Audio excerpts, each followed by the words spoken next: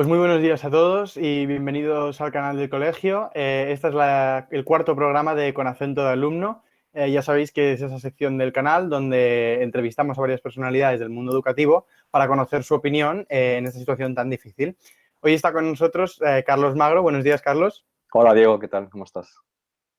Y pues eso vamos a hablar un poco con él. Carlos, lo primero que me gusta preguntarle a la gente, así para poner un poco en contexto, siempre se puede ver desde fuera lo que, bueno, pues lo que hace la gente, a lo que se dedican, pero a mí me interesa mucho saber cómo definirías lo que haces, cómo definirías tu trabajo. Pues me cuesta mucho. Yo tengo una anécdota hace unos años entrando en un viaje de estos que tenemos que hacer por trabajo, pues estaba llegando al aeropuerto del Dorado, ¿no? En Bogotá, en Colombia. Y era la primera vez que iba, luego he ido muchas veces, y ahí en la aduana me enseñó el pasaporte y me dice, "¿Y ¿usted a qué se dedica?" Me dijo, "¿Cuál es su profesión?" Y entonces empecé a sudar, literalmente empecé a sudar, tardé segundos y digo, seguro que la estoy liando porque cuando alguien me pregunta mi profesión no sé muy bien qué decir.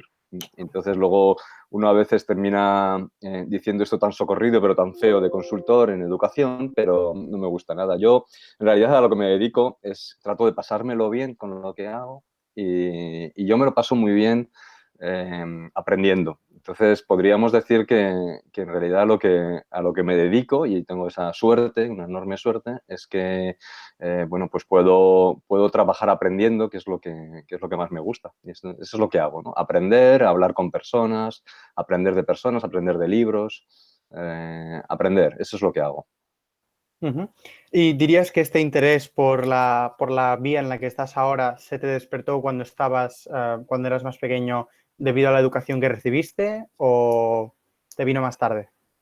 No lo sé. O sea, quiero decir, somos lo que somos y somos tu historia entera, ¿no? Y tu educación, que son muchos años, el tiempo que pasas en la escuela son muchos años, el tiempo que pasas con la educación posterior que haya cada uno hecho, te impacta muchísimo, pero como te impacta también la familia y te impactan los amigos y te impacta con quién te vas, ¿no? Con quién vas construyendo tu vida. A mí me gusta estudiar curioso, ¿no? Soy curioso con muchas materias y eso no sé si eso tendrá que ver seguramente con algo que me pasó en algún momento concreto que no vinculo exactamente mientras que yo estaba estudiando en el colegio. Yo soy de formación físico teórico, pero estudié también después la carrera de Geografía e Historia, es decir, que tengo un cierto interés por estudiar cosas. Uno cuando se pone a trabajar parece que olvida un poco lo que le mueve, ¿no? Y parece que trabajar en algunos casos, o eso parecía antes, pues estaba un poco desvinculado del aprendizaje y nada más lejos de la realidad.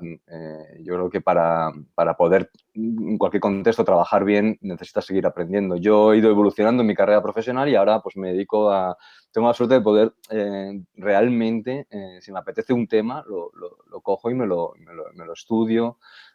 O hablo con personas que me ayudan a entenderlo mejor. Entonces entiendo que sí, que tiene una parte de cómo me he ido formando, y en esa parte de cómo me he ido formando como persona, pues evidentemente los más de, ¿no? muchos años, ¿no? Más de Ujú.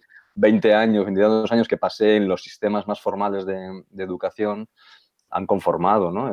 Los intereses que tengo, lo que hago. Mm.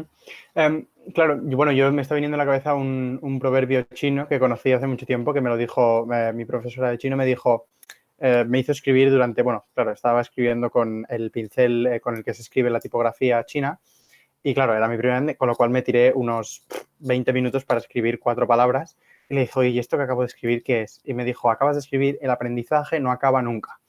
Y aún lo tengo colgado en una pared de mi habitación y la verdad es que es algo que siempre me sorprende, ¿no? Que vayas a donde vayas, siempre hay algo que te espera para aprenderlo.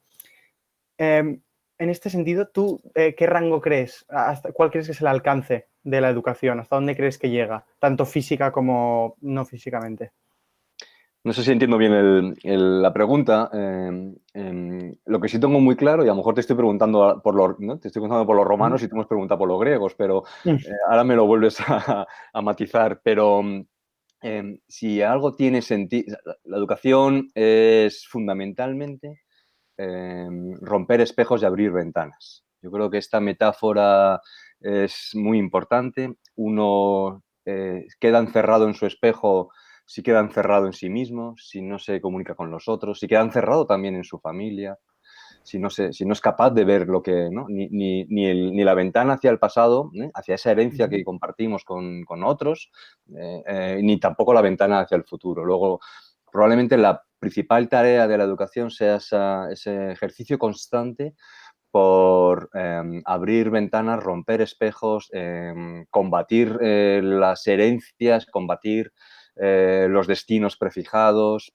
dar posibilidades. Yo creo que en ese territorio es en el que se mueve la educación, que es siempre un territorio de esperanza, es un territorio ¿no? de posibilidad, esto que decía Paulo Freire también. Y en este sentido yo creo que ya por bajarlo un poquito más, una de los grandes objetivos que yo creo que como educadores, las maestras, los profesores, los centros educativos tienen que tener es tratar de incorporar a todos, ¿no? Que no se quede nadie fuera, no en los objetivos de aprendizaje que nos marcan los currículos, sino en el amor por el aprendizaje, en la pasión por el aprendizaje. Yo creo que inocular, hablando que estamos en, no sé si es la mejor metáfora, pero inocular el virus del aprendizaje en todos y en todas es quizá el gran reto. Un reto muy difícil porque a veces yo he dicho, hay que mirar hacia atrás, hay una herencia compartida y esa herencia compartida deja fuera otro tipo de saberes y otro tipo de tradiciones que también son relevantes para las personas, porque no todos somos iguales. Y por tanto, también pensar cómo incorporamos un poco, podríamos llamar justicia curricular, ¿no? Cómo incorporamos otros saberes relevantes para otros grupos de personas, pero también precisamente para eso, ¿no? Para no dejarles fuera, para que sientan que la escuela tiene sentido para ellos y que tiene sentido dándoles estas posibilidades y dándoles esta especie de amor por el aprendizaje. Si tú lo tienes ya metido dentro, no importa lo que hagas después, no importa la tarea que hagas más artesana, más intelectual, no importa que la harás con cuidado, con atención, con cariño, aprendiendo de otros, ¿no? Y ese es yo creo que el gran objetivo de ¿no? de la educación. Totalmente, era justo lo que me apetecía saber, ¿no? Pues en plan, hacia dónde se enfoca y qué es lo que tiene la educación. A mí hay una cosa que a mí me ha parecido más normal, porque bueno, en nuestro colegio trabajamos ya desde hace mucho tiempo con un montón de elementos digitales y tecnológicos en el aula. Desde hace mucho tiempo ya que los alumnos de primero y segundo trabajan con iPads, en tercero y cuarto se utiliza el ordenador para casi todo, hay clases de robótica, de tecnología. Y yo te quería preguntar acerca del fenómeno de la tecnología. ¿Crees que ha beneficiado a las aulas? ¿Qué cambio crees que ha hecho? ¿Qué crees que es lo más importante que tiene la tecnología en las aulas? Eh, Esto es un tema tremendamente complejo. Una primera idea sería que la tecnología nos abre ventanas también. Nos incorpora más ventanas, hilando un poquito más esa metáfora de la educación como algo que rompe espejos y abre ventanas. Entonces, la tecnología nos abre ventanas, nos da oportunidades para desarrollar mejor un proyecto educativo.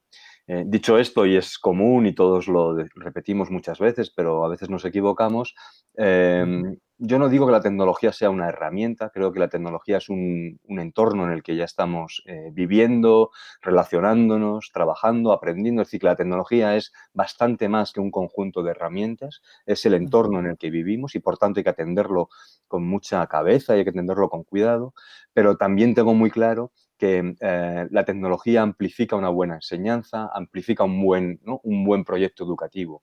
Pero la tecnología por sí misma no te va a mejorar una mala enseñanza o un mal proyecto educativo. Luego, en aquellas aulas, en aquellos centros, en aquellas prácticas educativas en las que ya ha habido un proceso de reflexión, un proceso ¿no? entre los profesionales, de los docentes, del centro educativo, donde hay un proyecto educativo, la tecnología es una gran herramienta, ahí sí, o sea, o nos permite precisamente potenciar una buena enseñanza. Luego, simplemente esto que ya está dicho muchas veces, pensemos primero qué metas tenemos, qué objetivos tenemos con lo educativo, con la enseñanza, qué queremos que se aprenda, cómo queremos que se aprendan, cómo queremos que sean las personas ¿no? que están en nuestro contexto, que formamos, y luego veamos en este entorno tecnológico en el que ya vivimos, nos educamos y aprendemos, qué podemos tomar de la tecnología o cómo la tecnología nos permite abrir, ¿no? más esas ventanas o nos permite romper espejos. Ujú. he estado, no te voy a mentir, he estado cotilleando un poco tus perfiles en algunas redes sociales y en la Universidad de Sevilla, si no me equivoco, y he leído que en uno de tus perfiles que dices que mis intereses se centran en el impacto de la transformación digital en la educación, el cambio, la mejora y la innovación educativa. A mí lo de la innovación educativa me llama muchísimo la atención porque siempre creo que hay como dos tipos grandes de profesores y es el profesor innovador y el profesor old school. El profesor innovador, pues es ese que siempre está buscando nuevas maneras de traer cosas que atraigan a los alumnos, nuevas maneras de plantear proyectos, todo este tipo de cosas. Y luego los profesores old school que, bueno, que creen que lo antiguo es lo eficaz, de sentarse y los dos dan el trabajo hecho. Es decir, los dos se aseguran de que trabajes y de que al final pues se cumplan unos objetivos. Pero a mí me gustan mucho estas dos versiones porque como que cada uno tiene su estilo y yo quería saber cómo crees tú, cuáles crees que son las principales diferencias. Sí, también un tema interesantísimo, Diego. Yo cada vez soy un mayor convencido de que esto que llamamos innovación, que en realidad es cuestionarnos constantemente las prácticas educativas, las prácticas docentes, también las prácticas de aprendizaje. ¿No? Uno puede innovar en sus maneras de enseñar. Tiene que ver fundamentalmente con un interés, ¿no? genuino por la mejora, por hacerlo mejor, ¿no? Por hacer mejor las cosas. En ese sentido, yo creo que casi todos los profesores con esta definición y los maestras y los profesoras son innovadores. Casi todos son innovadores, porque casi todos los profesores sienten, ¿no? en este sentido, ¿no? tan fuerte que tienen de la responsabilidad por los estudiantes, que tienen que hacer mejor las cosas. Y muchos profesores, muchos, aunque incluso aquellos que a veces les miramos y decimos esto es lo más inmovilista del mundo, pues muchos de ellos, no digo todos, evidentemente, ni todas, se acuestan preocupados y se levantan preocupados por cómo hacer mejor las cosas, cómo llegar mejor a vosotros, cómo mejorar esa relación, ¿no? que decíamos hace un momento, que es central en lo educativo. Y cada vez soy un convencido mayor también de que innovar es dialogar con la tradición y que nos ayuda mucho más un relato en el que no pensamos en lo viejo, en lo tradicional y lo nuevo, lo viejo y lo moderno, que son relatos relativamente fáciles de entender, pero que nos simplifican la complejidad del acto educativo y no nos ayudan a profundizar. Y sin embargo, creo que ganamos mucho más con un relato más gris, si quieres, más que entienda que no hay una oposición tan grande entre lo tradicional y lo nuevo. Y que lo nuevo muchas veces estaba en lo tradicional. Y que esta idea de innovar como diálogo con la tradición es tremendamente poderosa. Vosotros en vuestro cole, algunas de las ideas que a propósito no leídas, estáis en un colegio precisamente que ha estudiado mucho también, o sea, que las personas que lo están dirigiendo viajan, leen, estudian, miran para atrás, miran para adelante. Mirar el futuro siempre requiere dar unos pasitos hacia atrás para tener perspectivas. Si yo me quedo ahí, ¿no? pegado a la pared del futuro, pues no veo nada. Y este es un colegio que ha hecho eso de una manera brillante y que ha tomado ideas que vienen de escuelas o de modelos muy tradicionales. Hay modelos, ahora me viene a la cabeza, el modelo del lancasteriano, ¿no? El monitorial, es en el que en el siglo XVIII los alumnos que manejaban mejor algo ayudaban a sus compañeros ¿no? a aprender. Modelos del aula multigrado, cuando las aulas no existían como las entendemos ahora, graduadas por año y por cursos y por asignatura, sino que estaba todo mucho más mezclado. Es el modelo de la escuela rural, de la escuela multigrado. ¿no? Esas ideas, que son muy tradicionales, o que tienen muchos años detrás son tremendamente inspiradoras en este momento. Luego, en esta idea que tú me planteabas, yo diría, la pregunta sería, ¿cómo hacemos para que valoremos, ¿no?, a esos profesores a lo mejor más tradicionales, les incorporemos en equipos para pensar con otros que tienen otras, ¿no?, y juntos conseguimos mezclar un poquito más eso. Ser generosos con el pasado, eso es muy importante. Ser plurales con lo que tenemos con nosotros, con el presente. Eso es lo que nos permite imaginar un futuro mejor. Pues me ha encantado esta respuesta.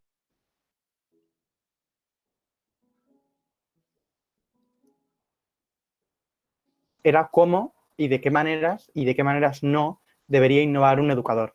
Es decir, cuando un educador quiere, pues, cuando un educador quiere llegar mejor a sus alumnos o cuando un educador quiere asegurarse de que sus alumnos se metan más de cabeza en el proyecto, quizá hay maneras en las que lo va a hacer mejor y quizá hay maneras en las que no le va a salir tan bien. ¿Qué opinas tú de estas maneras? Sí, te perdí el arranque Se quedó congelado un momentito la imagen, te perdí, pero entiendo que... bueno, te voy a volver a hablar de los romanos, igual ahora sí que me has preguntado sobre los griegos, pero no lo he escuchado bien, pero te diría lo siguiente, ¿por qué yo digo que casi todos los profesores, que todas las maestras son innovadores en el sentido de que se acuestan y se levantan con la preocupación de hacer mejor las cosas? Porque, o sea, yo creo que eso es así, y eso es así porque el buen maestro, la buena maestra, el buen profesor siempre está mirando a sus estudiantes. O sea, creo que la pregunta lo que hace, el motor de ese cambio, de esa innovación, de esa mejora, el motor de probar metodologías nuevas, el motor de organizar el aula de una manera distinta, de proponer propuestas didácticas, actividades distintas, siempre es un ejercicio previo por parte del profesor o de la profesora por entender a quien tiene delante. Ese ejercicio de entender a todos y a cada uno de los que tiene delante, que es el más difícil en toda la diversidad que tenéis una clase cualquiera en estos momentos en cualquier colegio de España, es lo que mueve a los docentes a intentar mejorar sus prácticas. Una vez que ya ha hecho ese análisis, que ha hecho el ejercicio de entenderos, que ha puesto en vosotros altas expectativas, esto es fundamental. Si yo no pongo altas expectativas en todos vosotros y en todas vosotras, pues vamos mal, porque entonces enseguida pues pensaré solo en un grupito de la clase. Entonces, una vez que yo he hecho eso, ya empiezan las tácticas que tiene cada docente para tratar de mejorar. Hay quien lo hace leyendo libros, hay quien lo hace hablando con los compañeros, hay quien lo hace probando solo y ensayo y error, hay quien mezcla todas estas cosas. Entonces, en este sentido, yo creo que en gran parte de la innovación que estamos, o del cambio, de las mejoras, de las propuestas que estamos viendo en estos últimos años, tienen que ver con docentes que, por ejemplo, se han colocado en red, se han puesto en red, se han puesto a compartir con otros, se han puesto a intercambiar, ¿no? No solo soluciones, sino también problemáticas, porque a veces es más importante compartir las preguntas y a partir de ahí intentar dar soluciones que solo compartir soluciones.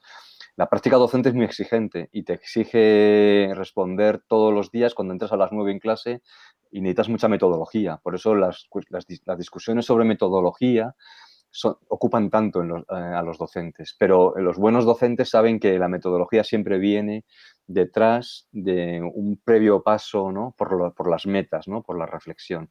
Y esa reflexión siempre es mejor hacerla con otros. Entonces, por ejemplo, hemos visto cómo se han creado redes, ¿no? Y ahora mucho, por ejemplo, ahora en este confinamiento, enseguida hemos creado grupos de Telegram, de WhatsApp, de lo que es, ¿no? Cada uno como ha podido, con otros docentes que no se conocían, pues para compartir eso, preocupaciones, necesidades, propuestas.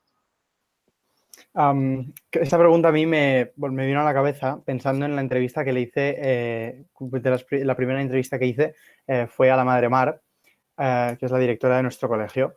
Y yo le pregunté, a mí me llama mucho la atención porque siempre nos están trayendo proyectos. Hay varias asignaturas en la que trabajamos con proyectos. Entonces, trabajamos un tema a través de basarlo en una situación de la vida real y al final entregamos un producto final. A mí me llama mucho la atención porque siempre pensaba, ¿y cómo vendrán, cómo se les ocurrirá estos proyectos Digo, los planean, los tienen en una caja y dicen, a ver cuál hago hoy. Y pues la madre Mar me contestó con eso, con lo mismo que me has contestado tú, diciéndome que lo primero que hacían para idear un proyecto y para pensar cómo podían llegar mejor a nosotros era mirar a la clase y lo que tú decías, ¿no? Entender un poco a todos los alumnos que la conforman para ver de qué manera nos pueden llegar mejor. Hubo una cosa que leí en una entrevista que has hecho hace poco y la verdad es que no me podía gustar más. No me podía gustar más. Eh, Dijiste que el enfoque político y sindicalista que se le da a la educación muchas veces cuando se habla sobre ella, digamos que no es tu preferido. ¿Cuál crees que sería el enfoque que tendríamos que darle cada vez que hablamos de educación y hacer cambios en ella? Sí, es difícil. También, ¿no? Son preguntas muy interesantes. La educación son muchas cosas, ¿no? La educación es un sistema y es una relación. Y esto hace que sean muy complicados los abordajes a lo educativo y las soluciones y las propuestas sobre lo educativo, porque tenemos que mantener un sistema que nos garantiza una equidad para todos, que nos garantiza igualdad de oportunidades, que nos garantiza, por ejemplo, unos saberes compartidos, ¿no? Eso que llamamos currículum, ¿no? Que es decidir qué valoramos del pasado y en qué queremos pensar en el futuro. Necesitamos un sistema que compense desigualdades, es decir, ese aspecto del sistema es tremendamente importante en la educación formal como la entendemos. Sin sistema estaríamos cada uno no habría igual, dicho de otra manera, las desigualdades serían extremas. Sin sistema no podríamos, como comunidad, garantizarnos unas igualdades de oportunidades. Pero el sistema impone una serie de, ¿no? Y es ahí donde hay que trabajar probablemente. El sistema impone una serie de condiciones de contorno que muchas veces dificultan muchísimo el otro aspecto de la tarea educativa, que es la relación que se establece siempre entre docentes y estudiantes. La relación que es una relación afectiva, es una relación de cuidado, es una relación de transmisión de conocimiento también, pero es decir, los docentes siempre dicen, no, si no tuviera la burocracia que tengo, si no tuviéramos las exigencias del currículum, si no tuviera las exigencias de evaluación, de certificación, de calificación, si no existiera el sistema, ¿no? Diríamos, ¿no? Haríamos otras cosas. Y eso es verdad. Pero desgraciadamente, y esa es la gran dificultad, tenemos que, en la educación formal, hay otras educaciones que no tienen esas ataduras. En la educación formal, si lo que queremos es construir un proyecto lo más común posible de ciudadanía, necesitamos compaginar estas dos cosas. Y esto le plantea muchísimos retos al educativo. Pero esto es lo que tendríamos que estar, estos dos temas, a cómo compaginar la igualdad de oportunidades, la lucha contra las desigualdades que atraviesan lo educativo, que nos debería garantizar el sistema, con el aspecto más relacional de la educación. Ese es el debate que tendríamos que tener. Desgraciadamente, y bueno, mi crítica normalmente va hacia otros tipos de diálogos o de utilización de la educación. Eh, la educación, el conocimiento, la investigación, la ciencia, no son áreas especialmente apreciadas en nuestra cultura hispana. Lo fueron, por ejemplo, momentáneamente a principios del siglo XX, donde hubo iniciativas desde los gobiernos de cualquier signo político, pero hubo iniciativas antes de la República y durante esa Segunda República de promoción de la ciencia y de promoción de la educación muy interesantes, pero normalmente no se caracteriza en nuestro país por darle realmente importancia ni a la ciencia ni a la educación. Y ahora lo echamos en falta. Y sin embargo, sí tiramos, sobre todo de la educación, porque hay muchas personas detrás, sí tiramos de la educación como elemento, desde mi punto de vista, de polarización política, como elemento de segmentación del voto, como elemento ¿no? de crispación social. Es decir, somos bastante dados y cada vez más, porque la sociedad en general, la sociedad mundial en general va un poco hacia eso, hacia la simplificación, hacia la polarización, hacia no atender con el suficiente cuidado, calma y complejidad que requieren cosas que como estamos viendo, no son sencillas.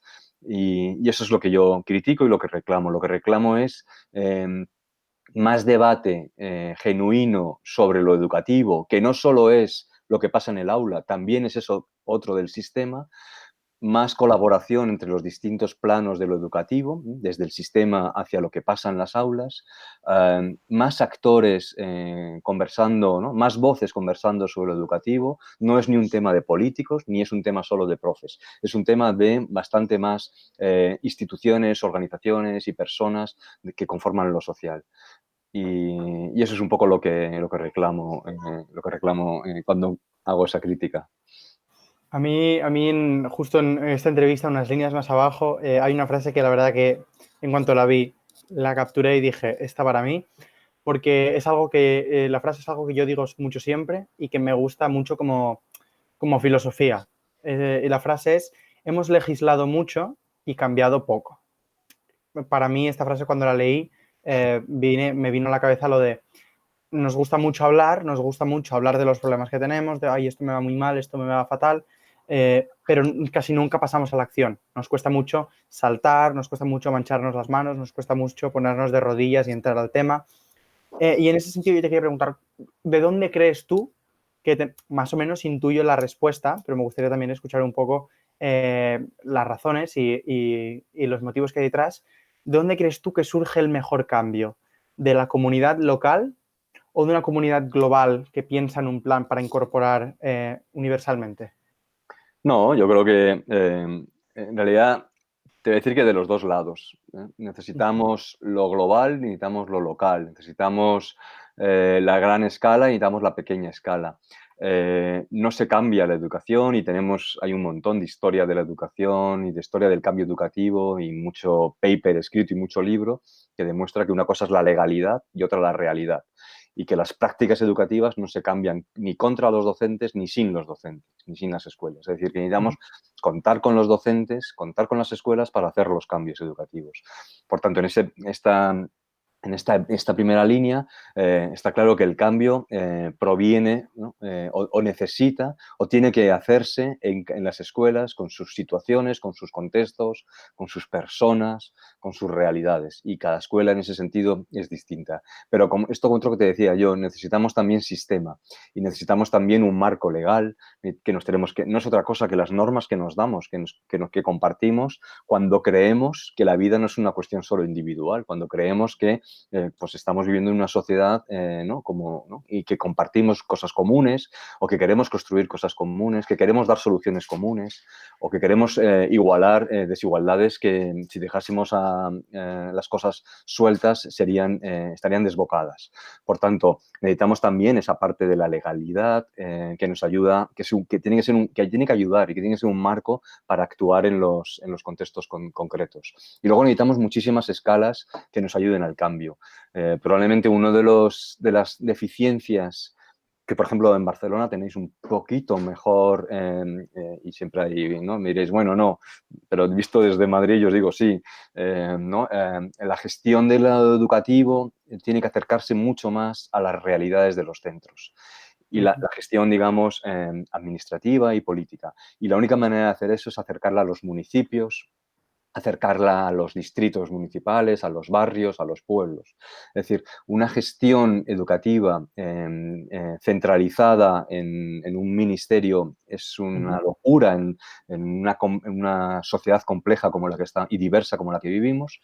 Y que no digo que no necesitemos unas normas comunes, pero no podemos gestionar desde ahí. Eso ya nuestro sistema lo reconoció hace 20 años, más de 20 años.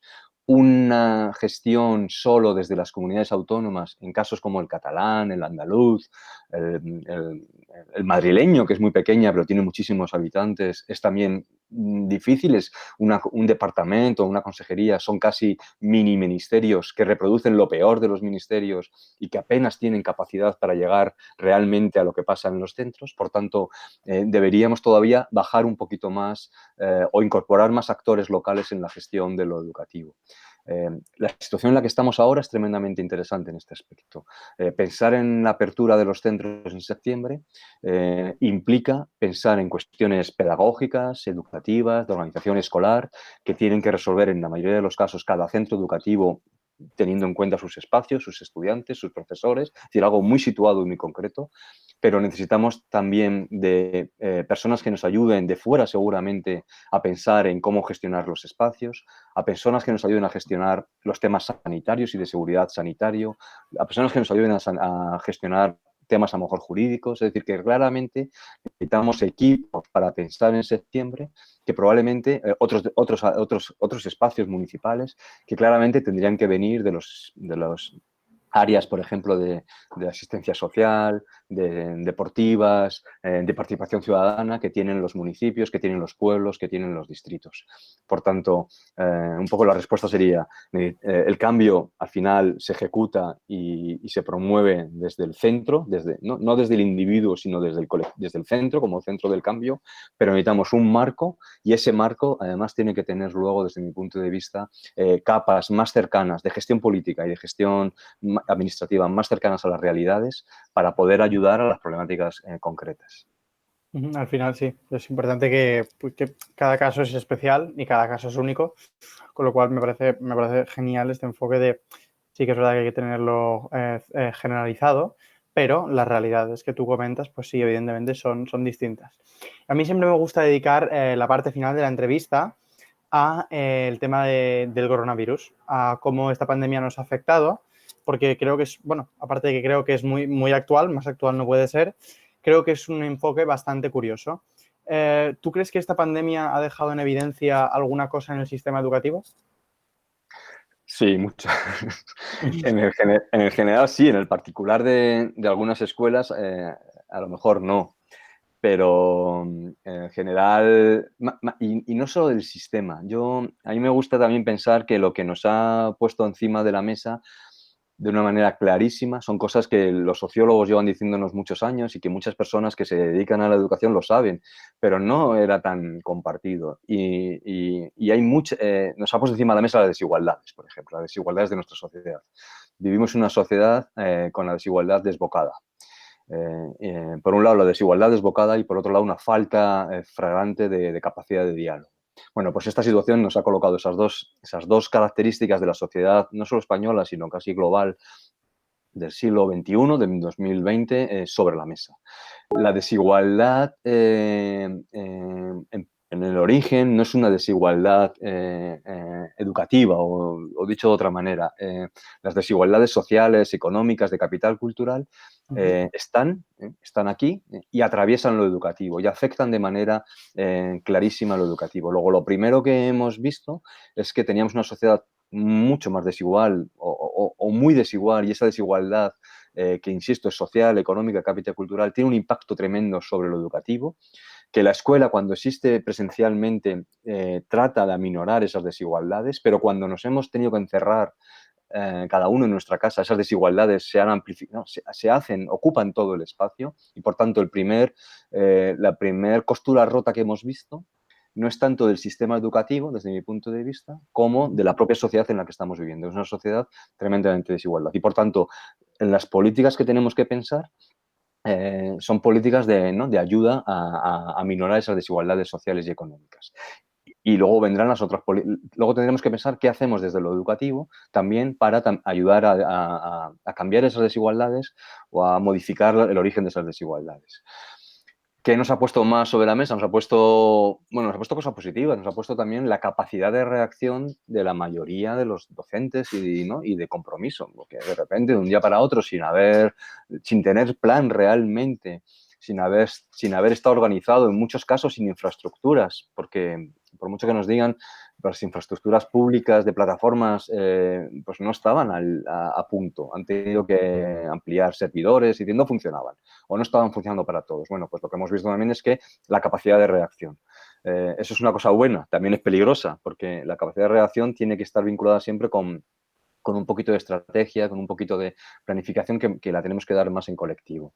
En el lado negativo, de nuevo, que nos ha demostrado, que nos ha puesto encima de la mesa, pues que llevábamos 20 años hablando de transformación digital, de competencias digitales de los estudiantes, que es una de las competencias claves de vuestro currículum desde hace ya unos cuantos años, de competencias, del marco de competencias digitales docentes, de centros educativos digitalmente competentes. O sea, hablábamos mucho de digital, de conectividad, de brechas que ya habíamos superado, ya habíamos dado por cerrada en España la brecha del acceso, ya decíamos todos los que hablamos de esto, no.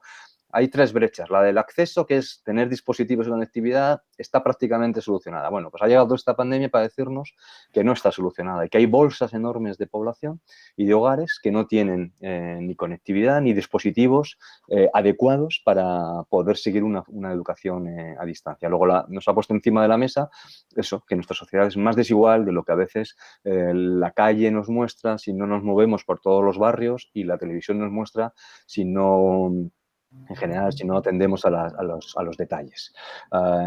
Y es decir, que en el ámbito digital nos ha marcado muchas de las costuras rotas que teníamos, o nos hemos dado cuenta que no teníamos plan B en muchísimos centros, que no sabíamos que era eso de irnos a un contexto digital y las enormes dificultades pedagógicas y de relación que eso tiene. Bueno, no sé, yo creo que... y luego nos ha puesto encima de la mesa otras cosas que tienen que ver más con lo educativo. Lo primero que nos pusimos a hablar en marzo era el tema de la evaluación. ¿Y ahora cómo hacemos? ¿No? ¿Cómo cerramos el curso? ¿Cómo calificamos? ¿Cómo promocionamos? ¿Qué pasa con los de cuarto de la ESO? ¿Qué pasa con los de sexto de primaria? ¿Qué pasa con los de bachillerato? ¿Cómo les hacemos exámenes? ¿No? Exámenes, ¿no? Que volvió la palabra examen como si fuera el único instrumento que tenemos de evaluación. Mostró también una cierta... que el sistema tiene un poco, por ser cuidadoso con la palabra, un exceso de desconfianza inoculado dentro. Igual que los inspectores y la administración no se desconfían normalmente de centros y de docentes, desconfían de ellos y por eso están todo el rato pidiéndoles papeles, pidiéndoles saber qué están haciendo. Por eso vimos esa hiperactividad al principio. También los docentes desconfiamos de los estudiantes y entonces si no tenemos los ojos para vigilarles mientras que hacen el examen, se nos viene el mundo encima. ¿Y ahora cómo hago yo para, ¿no? Para tener una prueba objetiva, decimos, ¿no? Igual pero pues hay un problema. El tema de la evaluación ha sido tremendamente interesante y también ha puesto sobre la mesa que no teníamos todavía bien resuelto el tema de qué es lo importante aprender y enseñar en las escuelas. ¿Cuáles son los conocimientos clave, como los queramos llamar, competencias clave, conocimientos fundamentales, saberes importantes? Porque cuando hemos visto que no podíamos cubrirlo todo, como siempre, pero ahora ya mucho más claro, pues nos hemos visto un poco perdidos, ¿no? ¿Qué es lo realmente importante que necesito que comprendan en esta materia, en este ámbito de conocimiento, en este curso, en esta etapa los estudiantes? Esa reflexión está por hacer. Y está por hacer no porque no queramos, no porque los docentes no quieran hacerla, sino porque el día a día y esos currículums tan expansivos que tenemos dificultan mucho pararse a pensar qué es lo realmente importante de mi asignatura, por ejemplo, hablando de asignaturas, que yo sé que todo es muy importante, pero realmente qué es lo que yo quiero asegurar que un niño de sexto de primaria ¿no? O que alguien de tercero de la ESO comprenda y se lo lleve bien agarrado en la cabeza y en las manos. No podría estar más de acuerdo contigo. Realmente creo que de esto me he dado cuenta hace bastante poco. La verdad, yo no me paraba a pensar tan a menudo antes, pero sí que es verdad que desde hace un tiempo, pues, no sé, pues a veces te paras y dices, oye, pues quizá habría que pensar en esto, habría que pensar en esto otro. Estás en clase y dices, o sea, ese tema es muy interesante y lo estamos pasando muy rápido. O a veces estás en clase y dices, qué bien que estemos trabajando este tema. Nos lo dice siempre nuestro profesor de mates. Nos está diciendo que él prefiere que su prioridad número 1 cuando entra en el aula es que salgamos del aula siendo mejores personas y si luego ya aprendemos matemáticas, pues mejor que mejor, pero su prioridad número 1 es que seamos buenas personas. Y yo la siguiente pregunta no te la quiero hacer como educador, sino te la quiero hacer como padre. Porque, bueno, de las primeras cosas, la primera línea que hay en tu perfil de Twitter es que eres padre de 2 maravillosos hijos. Así que me gustaría preguntarte, como padre, ¿cómo ha sido la experiencia de ese teletrabajo de tus hijos? ¿Cómo lo has visto? Un poco en broma, no sé si después de 3 meses tengo que cambiar el perfil la descripción de mi perfil. No, bien, en serio. Ha ido bien. con todas las dificultades que tiene para, es decir, yo tengo la suerte de tener un contexto, bueno, estoy trabajando, es decir, no he tenido no me he quedado sin trabajo, que es algo tremendamente dramático que están sufriendo muchísimas personas.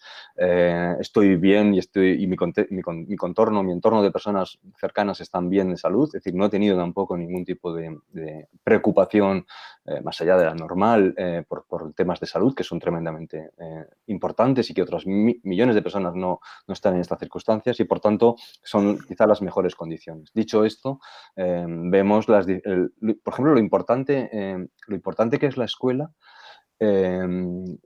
para dar aire a los niños, para que los niños dejen de ser hijos durante unas horas. O sea, una de las cosas más importantes de la escuela como dispositivo presencial es que de repente dejáis de ser hijos durante un rato.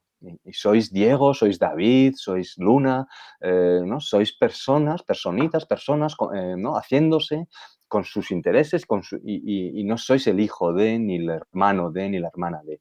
Esto lo hemos perdido, de una manera u otra lo hemos perdido durante 3 meses. Y ese aire que les falta a todos, les falta fundamentalmente a los, ¿no?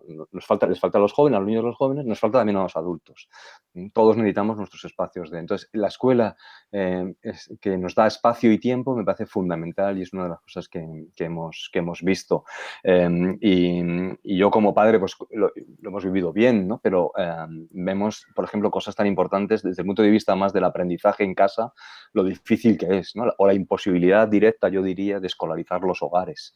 Prácticamente imposible por muchísimas razones que no son fundamentalmente tecnológicas. Lo tecnológico es una condición necesaria, pero no suficiente.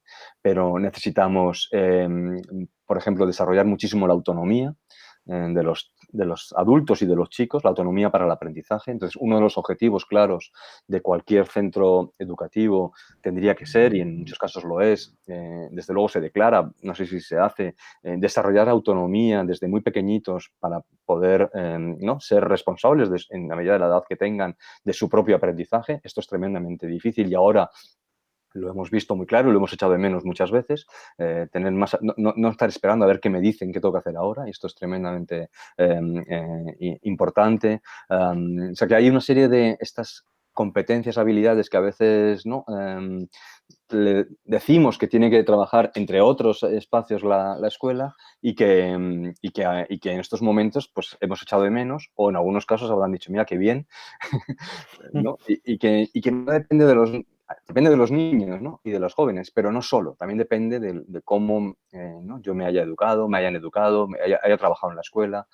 Y, bueno, entonces, bueno, yo resumiendo un poco, yo creo que te diría que bien, pero evidenciando las dificultades que tiene escolarizar los hogares y te diría incluso, yo que trabajo mucho desde mi casa, también eh, laboralizar los hogares y los problemas que crea cuando en el mismo espacio y casi casi durante todo el tiempo mezclas cosas que es mejor si las suspendemos y les damos un espacio y un tiempo específico. El trabajo es uno de ellos.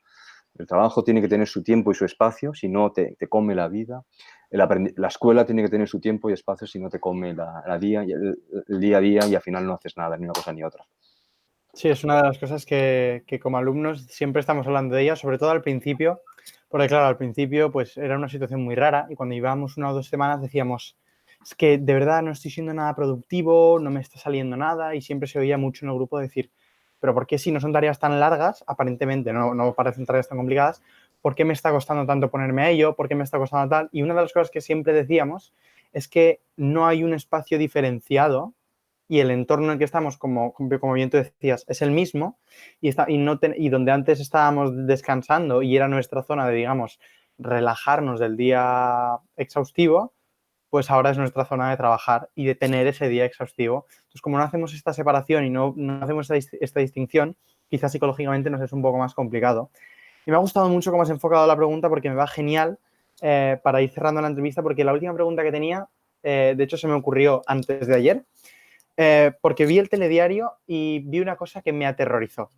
Decían algo así como que en muchos empleos, en muchas empresas, tras vivir esta situación de teletrabajo, se habían dado cuenta de que quizá es una alternativa viable al trabajo físico o incluso un complemento de aquello de decir, ostras, pues a lo mejor esto que yo hacía todo el rato presencial, quizá puedo enviar a la mitad de la plantilla a teletrabajar desde casa, dejo la mitad aquí y que se vayan alternando. A mí esto personalmente en el ámbito educativo me da terror, me da pánico. Entonces yo lo que quería saber es tu opinión acerca de si el teletrabajo en el aula ha venido para quedarse o de ninguna manera. Bueno, no sé lo que va a pasar. Desgraciadamente no sé lo que va a pasar. Sí sé lo que, lo que quisiera o lo que no quisiera. Yo creo que, por ejemplo, ahora pensando en septiembre, tenemos que hacer esfuerzos muy grandes de todo tipo para tratar de que el máximo número, si no todos, ¿no? Los niños y los jóvenes puedan volver a las escuelas de manera presencial. No digo más, no sé si tienen que estar en la misma distribución horaria, si tienen que estar con la idea esta de clase, profesor, todo el grupo grande junto, sino que probablemente tengamos que hacer otro tipo. Pero yo no me gusta imaginar, yo creo que es imposible, de hecho, imaginar la escuela sin presencia, sin cuerpos. Lo escolar también es una coreografía de los cuerpos, de las relaciones. Insisto, es separarte, es muy importante separarte de la familia. La escuela fundamentalmente, y en el origen de la palabra escole, ¿no? La palabra escuela era el tiempo libre, era el tiempo que no era ni de la familia, ni del mercado, ¿no? Ni de la sociedad. Era otro tiempo y otro espacio. Y esto es muy importante que tratemos de mantenerlo. En algunos casos criticamos a la escuela por muchas cosas y en algunos casos la escuela también es un lugar duro, de conflicto, de vigilancia, pero eso también nos hace crecer como personas. Necesitamos precisamente esa gestión de la conflictividad que se maneja, ¿no? Y cómo se maneja en las escuelas. La escuela es un lugar de protección para muchísimos niños y para muchísimos jóvenes del mundo. Hay zonas del mundo en las que menos, pero hay otras zonas del mundo en las que ir a la escuela les permite respirar con tranquilidad y con seguridad a muchísimos niños y niñas del mundo. En algunos casos la escuela es el lugar donde desgraciadamente me garantizo un desayuno, me garantizo una comida más o menos digna. Pero pensando en términos de desarrollo de la persona, la escuela es el lugar donde yo puedo ¿no? Decirme yo, o sea, hacerme yo como persona, pero también construir el nosotros, el hacer el nosotros.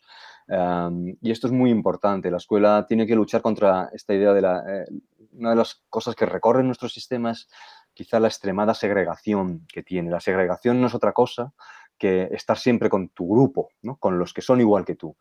En estos momentos estamos con la máxima segregación posible, que cada uno está en su familia, es la máxima segregación dentro de una sociedad. Es verdad que nos conectamos y tratamos de aminorar esa segregación con estas cosas, pero estamos en la máxima segregación que es insostenible para una sociedad y que como personas no nos hace crecer. La escuela nos permite, al mezclarnos con otros diferentes, con los otros, nos permite precisamente construir el yo, ¿no? Construimos el yo construyendo el nosotros. Y esto es tremendamente importante. Yo solo puedo imaginar una escuela en la que recuperemos de alguna manera la presencialidad. Es fundamental en las etapas más pequeñas. Es verdad que podemos ir graduando y que hay etapas, vosotros sois estudiantes ya de bachillerato con más autonomía, necesitáis muchísimo en la relación con vuestros compañeros, pero también tenéis muchísima más capacidad que un niño de 8 o 9 años para trabajar solos. Por tanto, puede haber otro tipo de combinaciones, pero yo creo que el estar con los otros es central en lo educativo, como a mí me gusta imaginarlo, entendiendo que la escuela no es solo instrucción. Si la escuela fuera solo instrucción, transmisión de unos conocimientos, bueno, pues hasta una pastilla me valdría. Pero como la escuela es fundamentalmente relación y relación con los otros, e insisto, construcción del yo en interacción, en diálogo con el otro, con el nosotros, necesitamos estar juntos, necesitamos de los cuerpos, en cuanto podamos necesitamos del roce también y de los cuidados y de las peleas también. Necesitamos eso que nos da la escuela y que ahora tanto echamos de menos. Pues totalmente, totalmente. Creo que esa es una de las, en mi opinión, el hecho de estar en contacto con, que también lo hablaba el otro día con una amiga, ¿no? El decir, pues oye, yo si estoy en clase, pues a lo mejor se me hace la clase más amena o recargo energía hablando contigo, estamos charlando, nos reímos juntos, hacemos un poco de broma y eso al final, pues, hombre, evidentemente es como una especie de pomada que hace que, bueno, que puedas volver a clase e incluso enfoques la clase con más ganas, ¿no? Yo creo que es la magia del contacto entre personas. Yo creo que podemos ir dejando la entrevista por aquí porque la verdad es que me ha encantado. Además me he visto reflejado en muchas preguntas, me he podido ver y he podido decir, ostras, pues yo también le he dado vueltas a esto, también he pensado acerca de este tema. Así que si no te parece mal, yo lo podríamos ir dejando por aquí. Muchísimas gracias, Carlos, por darnos este tiempo. A ti, Diego, ha sido un gusto hablar contigo, me da un gustazo, un placer, encantadísimo. Pues gracias por venir hasta aquí y a todos los que estéis en casa, no os perdáis este programa y todos los que quedan por venir. Hasta luego, Carlos. Chao, chao, Diego. Un Chao, abrazo. chao. Chao.